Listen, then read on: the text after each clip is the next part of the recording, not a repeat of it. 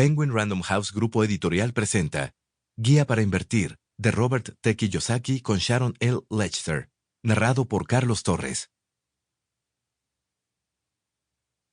El consejo de un padre sobre invertir. Hace muchos años le pregunté a mi padre rico, ¿qué consejo le darías a un inversionista promedio? Su respuesta fue que no sea promedio. La regla 90-10 del dinero. La mayoría de nosotros hemos escuchado sobre la regla de 80-20. En otras palabras, 80% de nuestro éxito proviene de 20% de nuestros esfuerzos.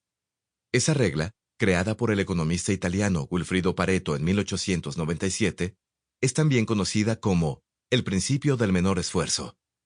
Mi padre rico estaba de acuerdo con la regla de 80-20 respecto al éxito en general en todas las áreas, excepto en lo relacionado con el dinero. Cuando se trataba de dinero, él creía en la regla de 90-10. Mi padre rico se dio cuenta de que 10% de la gente tenía 90% del dinero. Señaló que en el mundo de las películas, 10% de los actores ganaban 90% del dinero.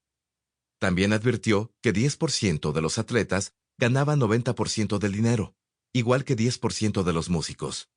La misma regla del 90-10 se aplica al mundo de la inversión, por lo que su consejo a los inversionistas era, no sea promedio. Un artículo publicado recientemente en The Wall Street Journal confirmó su opinión. El artículo afirmaba que 90% de las acciones de las empresas de Estados Unidos eran propiedad de 10% de la gente. Este libro explica cómo algunos de los inversionistas de ese 10% han ganado 90% de la riqueza, y cómo puede usted hacer lo mismo. Introducción. ¿Qué aprenderá al leer este libro?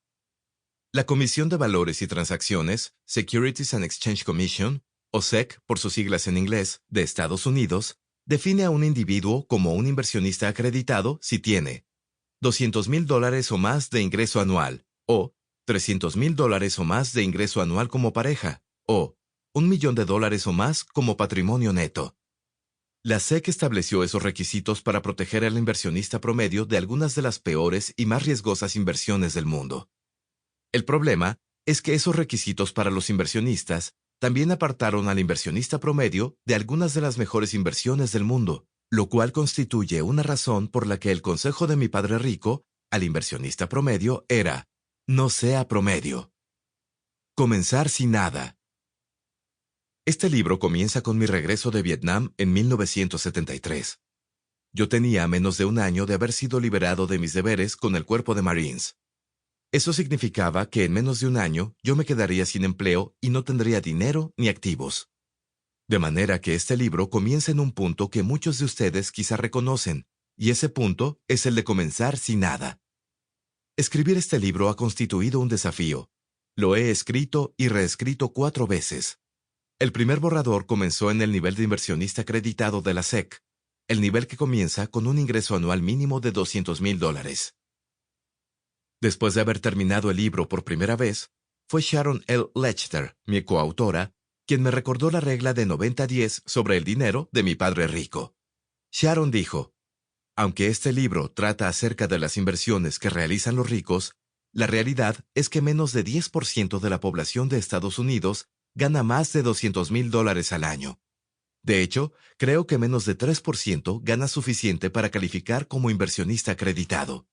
De manera que el desafío de este libro consistía en escribir acerca de las inversiones que realizan los ricos, inversiones que comienzan con un requisito mínimo de $200,000 en ganancias, y aún así agregar a todos los lectores, sin importar si tienen o no dinero para invertir.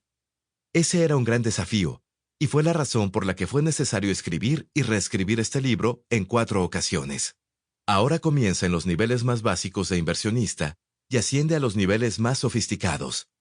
En vez de comenzar en el nivel de inversionista acreditado, el libro comienza ahora en 1973, porque fue entonces cuando yo no tenía empleo, dinero ni activos.